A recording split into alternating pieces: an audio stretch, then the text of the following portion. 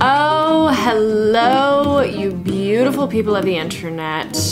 Welcome back or welcome to my channel. My name is Anna. We talk about books here and I like to think that we have a pretty damn good time. Today I'm going to be talking about classics. Love them or hate them, they are part of the book world. I personally love classics. I think that there is something to be learned about books that have stood the test of time. I have been lucky to have the time in my life to read a little over 60 very well-known classics. Some of these are modern classics, but a lot of them are kind of the go-to classics. Obviously, I haven't read every single classic author or classic book, so don't come at me if your favorite classic author isn't on here.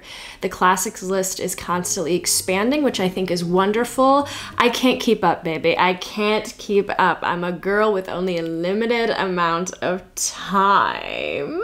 But this is the catalog of classics that I have managed to read. So we're going to rank them.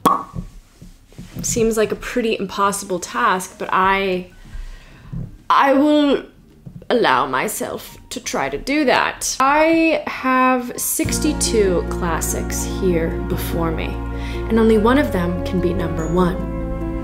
Who will it be? I put these all into kind of like a very vague list yesterday, so hopefully yesterday's me doesn't lead us astray. Oh, and an also thing I want to say is that all of these books are objectively good. Like, there's nothing about these books that I think is horrible. These have stood a pretty solid test of time. So when I put it lower than a book that you might love or higher than a book that you think is horrible or great, you know what I'm trying to say. Just know that this is my opinion, and my top 2 books or top 3 or top 10 might totally differ from what you think is an amazing book. This is not against the style of that particular author's writing. This is all just my opinion, which is the number one opinion, so just kidding. Anyway, let's get into this list. Why don't we? Number 62, Naked Lunch by William S. Burroughs. Not my guy. This is probably one of the books that I actually really detest. Something about Burroughs' writing, his personality, and this book in particular just grosses me the hell out. And I love a deep, dark, damp, bleh, mysterious book, but just something about this is like a little too much. I had a running joke with one of my friends when I was reading this that I could flip to any page in this book and I would be able to read something incredibly grotesque and unnecessary out loud. And to this day, give me an edition of this book and I will be able to do the same exact thing. So number 62, this is probably my most disliked classic. Everything else, totally passable and good, just, you know, this is the worst. Number 61, V by Thomas Pynchon. This is gonna be the only Pynchon that I have on this list. And not that I don't think that he's a good writer. I think that there is something to be said if someone can tackle the entire library of his. But for me, I read this book when I was in high school. I definitely don't think that I was old enough to understand anything that was going on in there, but I still tackled it. This book was fine.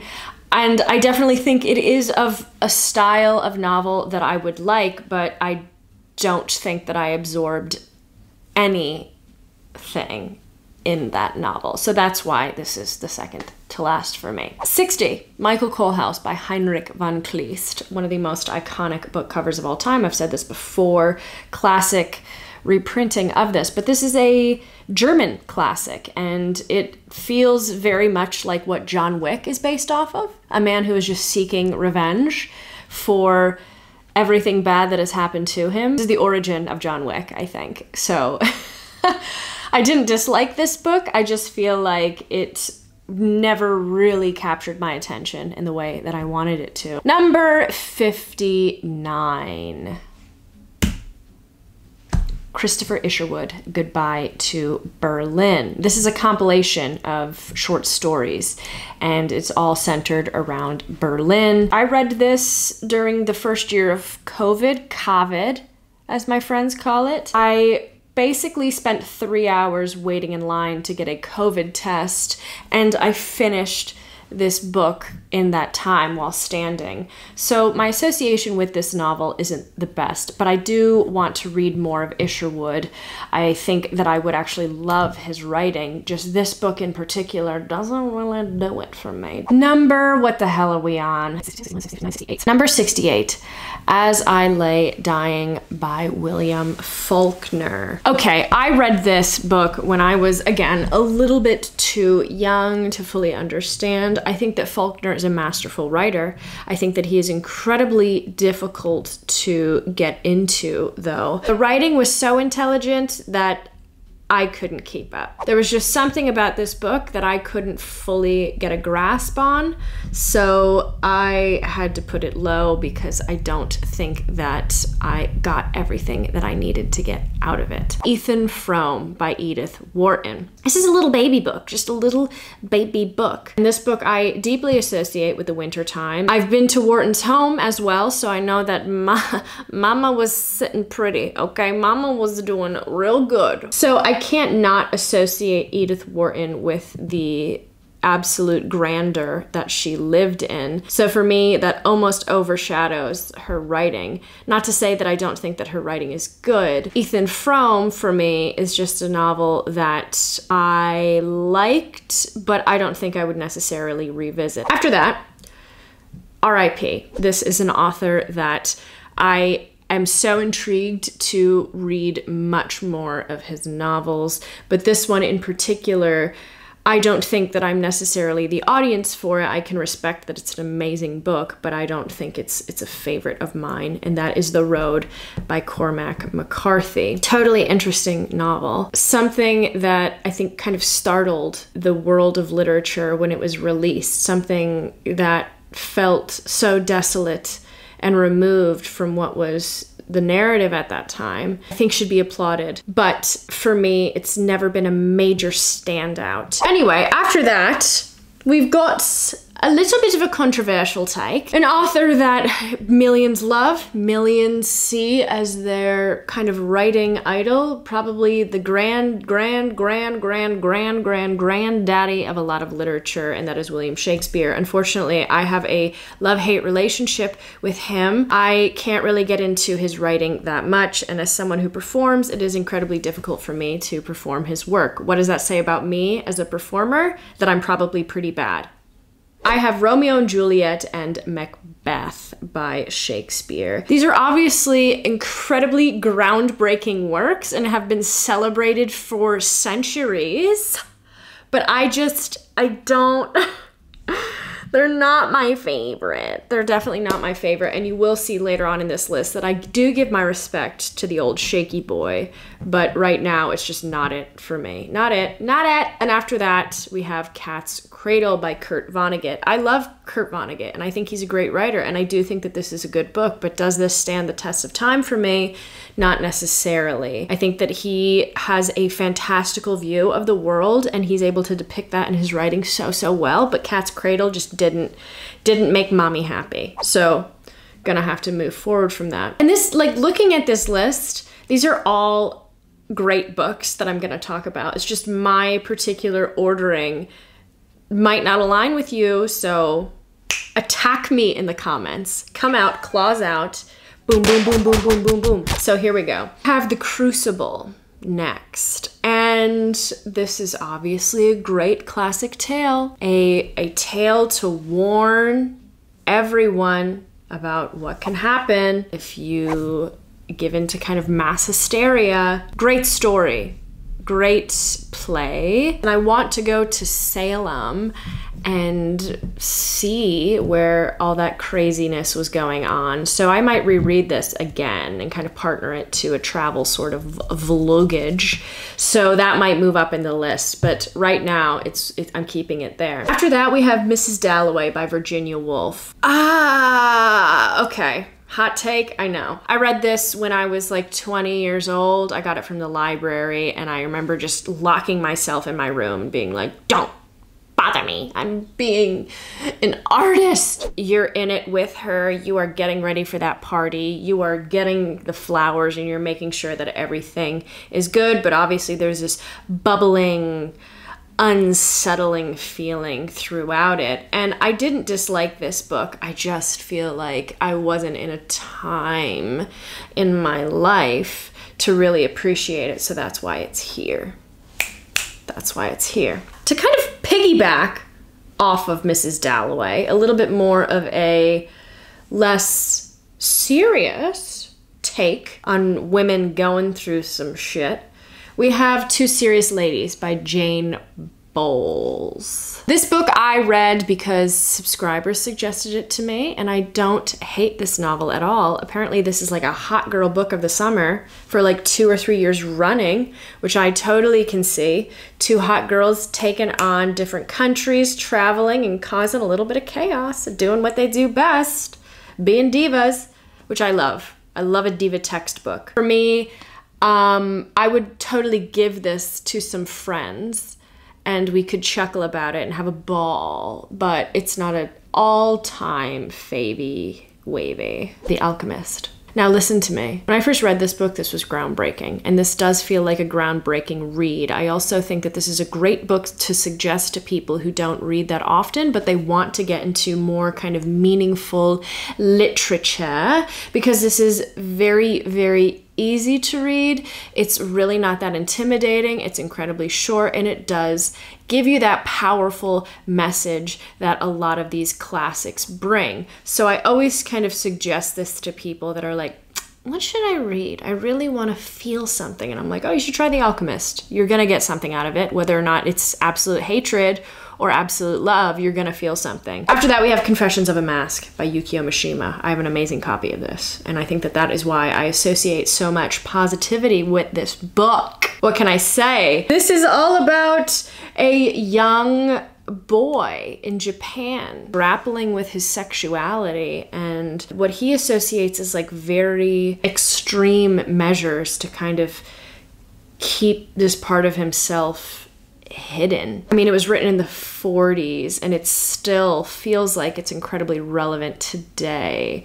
Mishima, again, an author that I want to get much more involved in his work and read much more of his work, but I feel like this was a great introduction into what he is capable of as a writer. I don't know what number we're on. After that, we have Fahrenheit 451. I just went through all of my childhood books and I found the copy that I had and read while I was still in high school. I remember being profoundly moved by this book. Do I need to reread it? Probably. It is a little bit of a baby classic, and I feel like it hasn't stood out as much as kind of similar books like 1984, Brave New World sort of did, but I do feel like this book has its following that ardently stand behind how much they love this book. Lord of the Flies. I still like this book. Imagine what you would do if you were marooned on an island with people your age and having to make these decisions. What would you do? You see me on an island with a conch shell. Would you trust me? And then after that, we have The Stranger by Camus. One of my really good friends was just rereading this book, and he said he felt a little bit pretentious reading it in public, but he said it was a great story. I got this from the Goodwill, my favorite Goodwill in Bennington, Vermont. I got this and I read this, I think, in like a day. Was I a little bit weird at dinner time? Yes, I was. Yes, I was. I was having like a little bit of an existential crisis, but I still remember liking that quite a bit. Ariel by Sylvia Plath. This is a kind of series of her poems. The wariness and kind of the defeated dark tone of these poems is so prevalent in those pages, and it's a very startling sort of read. I read all of these poems out loud. I was a little bit annoying, and I had to stay in my basement apartment while I was doing it because I'm really not confident enough to do that out loud at a coffee shop. So I just was completely suffocated by those poems. They're great, but I gonna have to back away from picking up a lot of her poems in the future for a little bit, just for a little bit, you know, give me some time. Give me some time. I'm still processing it. And then we have On the Road by Jack Kerouac. I can't not have this like kind of in the middle because I'm a traveler, especially within the United States. I've been on multiple cross-country road trips, and I love the idea of driving and exploring on a car, having really no timeline for what you were going to see and how you're going to get there, and just the people that you meet along the way. I would love to reread this again, maybe on a road trip. You know what? I'm ready to be cliche. I do not care. I'm not above that. And I will do it. I'll probably do it. Slouching Towards Bethlehem by Joan Didion. I've read a couple of Didion's books, but when I did a little Google search, they said that this was kind of like the definitive Didion classic. I agree. I will say I read a lot of her books around the same time, so there are moments of blurriness between what book was what. She is one of those authors that I feel like broke the mold at the time. Certainly a lot of her writing on grief is incredibly profound, but I did enjoy this. Not like a major standout for me, but I did enjoy this. And then after that, I have One Day in the Life of Ivan Denisovich by Alexander Solzhenitsyn. This I read last January. Why? Why did she do it to herself during like the coldest week of my life? Negative, I think, 20 degrees Fahrenheit. All you Celsius calculators go wild. But I read this and it was incredibly depressing. It's all about imprisonment within a gulag. It's one day and you just see the tediousness and the repetitiveness and the ability to kind of hammer down someone's integrity and personal space to kind of wither down this independence. And it's very illuminating and incredibly depressing and a great book. Will I revisit it? Probably not. I do care about my mental state. I do. What can I say? But it was a good one-time read, and I definitely appreciated that writing quite a bit. And then, you know what? I'm putting this on the list. This is a modern classic, and it's a Canadian classic. So, hello, Canada. I love you. One of my favorite places in the world is Lunenburg, Nova Scotia. So if I have anybody from Lunenburg, Nova Scotia, you're on my top list of favorite places. This is Bear by Marian Engel. I think that this book stands out for its uniqueness of how it portrays a woman's independence and how it portrays what's expected and how to deviate from those expectations. Just have a woman having an affair with a bear. That'll do it. Then we have Hiroshima. I read this when I was far too young. I remember reading this on a school bus. I don't know who gave me this book, but I distinctly remember a chapter talking about how there were shadows ingrained in the sidewalk from people who perished immediately from the atomic blast. And then we have Night by Elie Wiesel. This is a nonfiction, so I feel like I'm never gonna say anything bad about a nonfiction book, especially about a firsthand account of the Holocaust. The only reason that this isn't higher is because I read it again while I was younger, so I would love to revisit that to have just much more of a concrete understanding of what I was reading. And again, fantastic story, incredibly, incredibly illuminating piece of work, and I think a necessary read. So there's that. Now we are getting to much more current reads, books that I have a pretty solid understanding of, and some kind of more modern classics, but books that I would still define in these classic categories.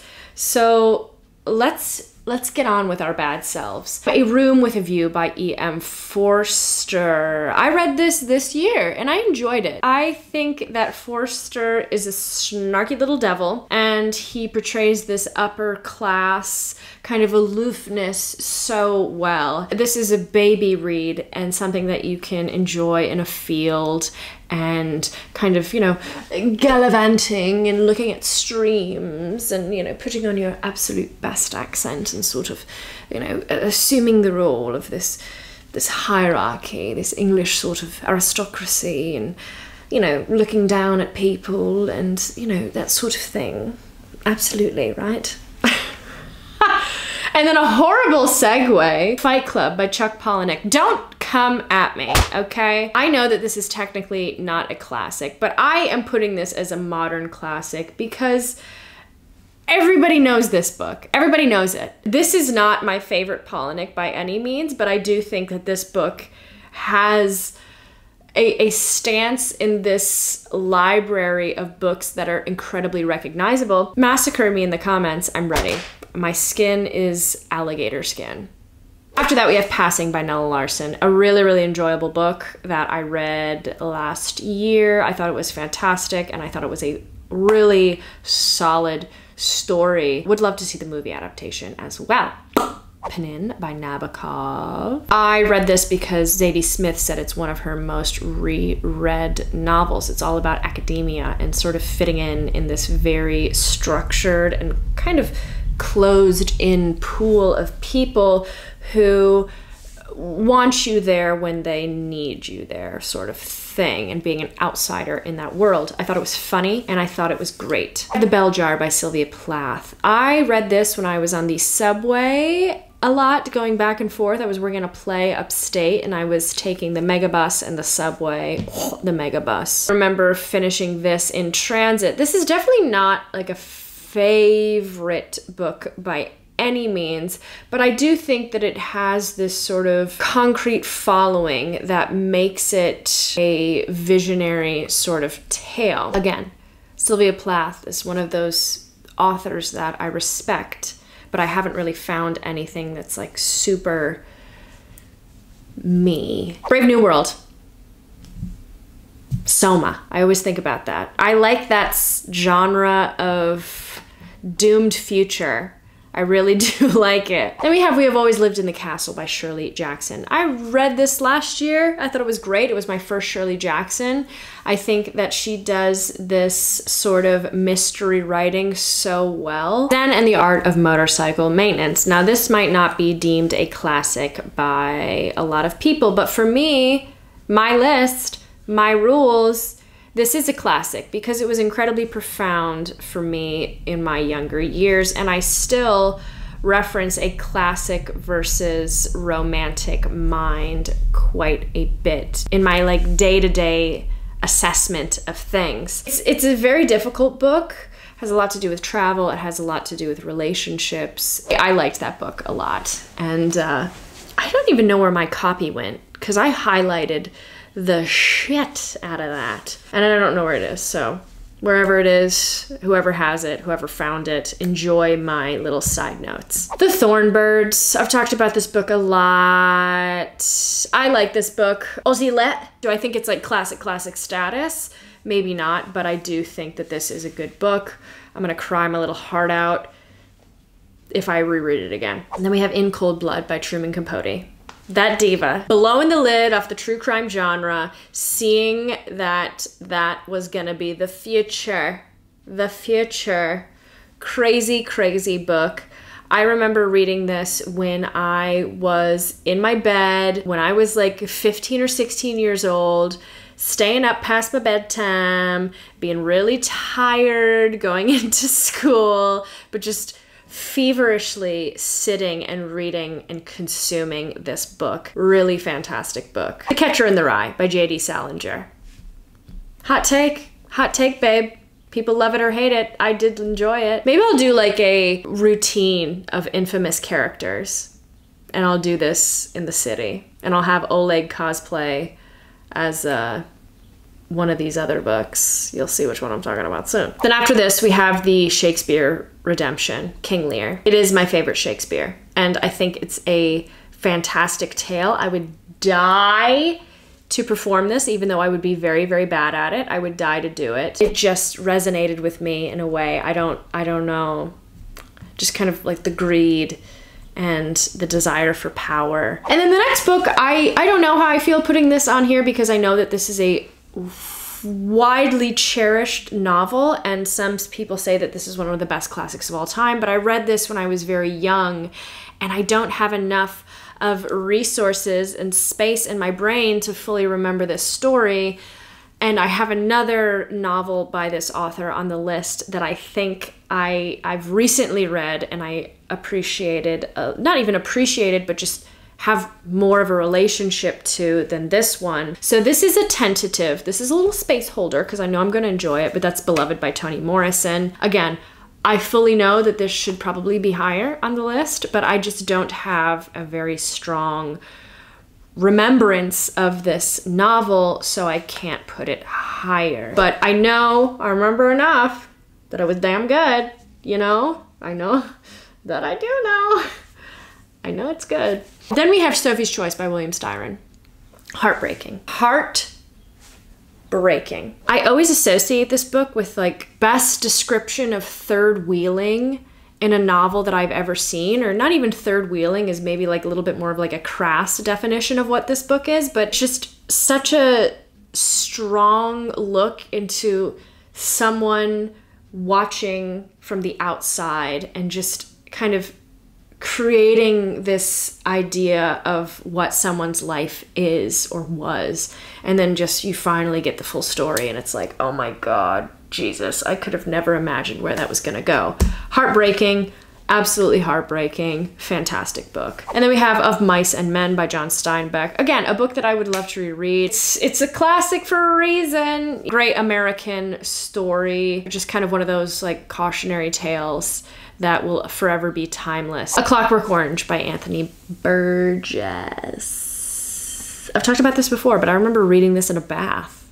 Like I remember just reading this in like all the baths that I would take. Strong choice, vulnerable choice. But I remember reading this definitely when I was way too young, but was so fascinated by this just dictionary of words that were created to make this story come to life. Wild, bonkers ride. 1984, George Orwell. Great book. I know people say that it's a little bit too dense, but I think it's a fantastic book. Love this dystopian. Love it. Love it. Like, why not? You know, just stretch your mind as far as you can and just run with it. This is a short book that I read recently, and that's How Much Land Does a Man Need by Leo Tolstoy. Again, cautionary story of greed and how much do you need. I'd never read anything by Tolstoy, and this was a great stepping stone to kind of see what I'm getting into and just realizing that it's not as impenetrable as I originally thought. And then we have Hunger. I read this last year. This struck me at a time when I needed it the most. It's all about the starving artist. Just the depths of where our mind and our body will go when it's completely in disarray and depleted of inspiration and really resources. Oof, oof, oof. That book hit. Ow, baby. And then another hot take, but you know what? I don't care. American Psycho by Bret Easton Ellis. I do think that this is a modern classic. I do think it is. I do think it is. Come at me. Come at me. This is where I'm thinking maybe Oleg could cosplay as Patrick Bateman, because somebody commented that once and was like, you know that your hubby is American Psycho, and I was like, I mean, definitely not, but I could see it. As a New Yorker, I feel like this book just hits home to me. I see these characters, I see these people, I see how the other half lives, and it's so just gaze-worthy. You're just gazing in these people's lives, and this is a great satire, and I think it's a great read. I think it's a great read. I do. And to just, you know, another controversial, Lolita by Nabokov. Again, a book that startles you, a book that absolutely shakes you to your core, a book that is so perverse and backwards that it works and really just kind of warns you about how people's minds work. And Great writing. And then we have To Kill a Mockingbird by Harper Lee. I read this when I was in high school, but I still remember the court scenes. I would like to reread this book. Definitely. I would really, really like to reread this book. Ernest Hemingway, The Old Man and the Sea. Some people hate this book, which I totally understand. There is a lot of dragging on that goes in this. There's a lot of just day-to-day ponderings. There's just something in this that really collaborates with my soul, teaches you about persevering and this mental capacity to keep going. And I read it when I was in Key West, so, you know, my mind was half on the book and halfway on a sailing ship, you know, like wrestling a fish. Little beach bum mentality, but I was right there with it, baby. And then we have Slaughterhouse-Five by Kurt Vonnegut. I love this book. Ooh, yeah, baby, give it to me, give it to me. I love this book. Weird, fast-paced writing. Vonnegut was just giving it his all in this book. This used to be one of my all-time favorite books. Oh, are we in the top 10? 1, 2, 3, 4, 5, 6, 7, 8, 9, 10. We're getting to the top 10. We're almost there. So buckle your seatbelts. We're going into high gear. Frankenstein by Mary Shelley. This bitch knew what she was doing, okay? Fun fact, I read this when I was in AP English.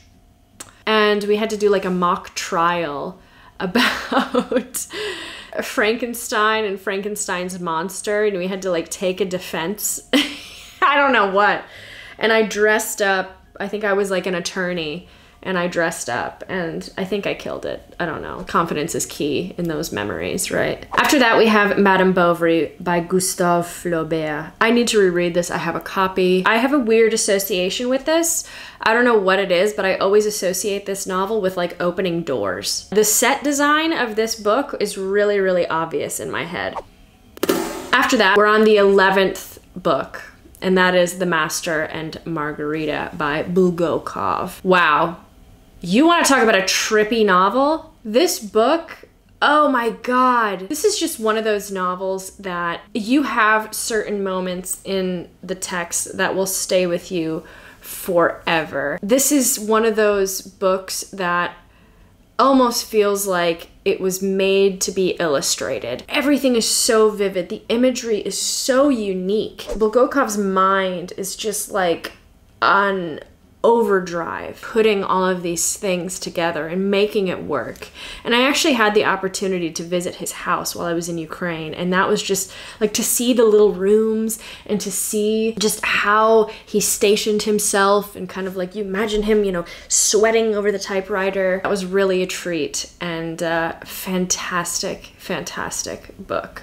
So we're in the top 10. Are you ready to roast me? Are you ready to say that doesn't count as a classic? Are you ready to say, you're on one, girl? No, no, no. Oh, of course, this is subject to change, but this is what I was feeling in the moment, and I always stick with my opinion in the moment because I think that's the most authentic. So here we go. Number 10, A Movable Feast by Ernest Hemingway. Diva. Ernest Hemingway, I feel like you really get to know him as a person in this. This is such a quick read. If you love Paris when the expats were all living there, formulating these ideas that were totally different than what they originally had and kind of seeing the basis of this massive art movement. This is a book for you. Number 9, a book that used to be one of my all-time favorites, and that's Lady Chatterley's Lover by D.H. Lawrence. I read this in high school and it stuck with me for years. I don't know why, but this book just did it for me. I have always appreciated the subject matter of this for some reason. Just a woman having an affair. I can't not put this in the top because I have such a strong inclination to appreciate this. Number 8, The Bluest Eye by Toni Morrison. So this is my compromise for Beloved. I read this year. I thought it was fantastic. I think I read it in a day. I really couldn't put it down. Really heartbreaking novel. Morrison's writing is really floral and introspective while being incredibly grounded. Number 7, The Great Gatsby. Come at me. Come at me. I reread this 2 years ago and it's still absolutely did it for me. Come on, come on. I know it's not everybody's favorite, and I know that some people say that it's a little bit overdone, but I think that if you're able to make a book and it resonates, and you know, it's from a totally different class, it's from a totally different type of person than who you are, but it's still able to leave an impression. Come on. 6. This is probably the newest edition, but I think it's going down on the record as one of my favorite books of all time now, and that's White Teeth by Zadie Smith. Modern classic, I think, and I think about it like once a week. This was a funny book. I think character development, this is some of the strongest character development that I've read in a long, long time. It's a thick baby. It's such strong writing. You're really on a journey with these characters, and that's what I'm craving as of late. Zadie Smith is a brilliant classic mind, and totally deserves to be there on my list. Then after that, we have Animal Farm by Orwell. This is a book that, to me, stands the test of time and shows you what good writing can do. Taking animals and using them as a metaphor. Almost ludicrous story, but having it be so relatable and so understood and small. It's small, so everybody can read this. I think it's an incredibly accessible classic. Love it. Now we have another modern classic, and if people are gonna come for me for this one,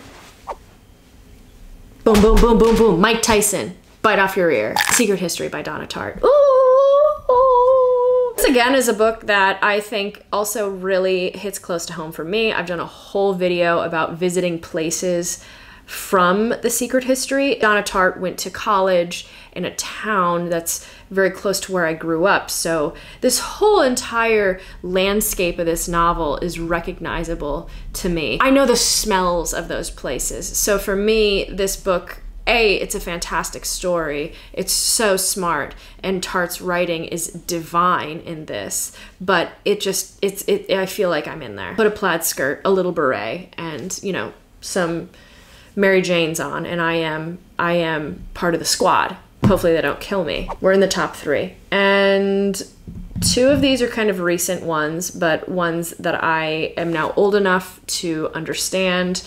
And another one is a book that I read while I was younger, and it completely helped shape my modern view on books. Number 3, we have 100 Years of Solitude. I love a family saga. Every single page, every single like 10 pages, there's a new story that's enveloping you, and a new family member, and a new kind of battle, and a new something that just puts you right there in it, and it just feels like a fairy tale. Oh, it's so smart. Wish that I could read it in the original language, but this is just a brilliant, brilliant, brilliant novel. It reaches into so many different genres that so many people can find this a pleasurable experience, and that is what I think makes a really well-rounded classic. Okay, listen. I'm being very vulnerable. We're in the top 2. I know the second one people are gonna say, huh? What? Huh? Interesting. But this is a novel that I really credit to making me pick novels and understand novels the way that I do now. And I think that this is a great story. One Flew Over the Cuckoo's Nest by Ken Kesey.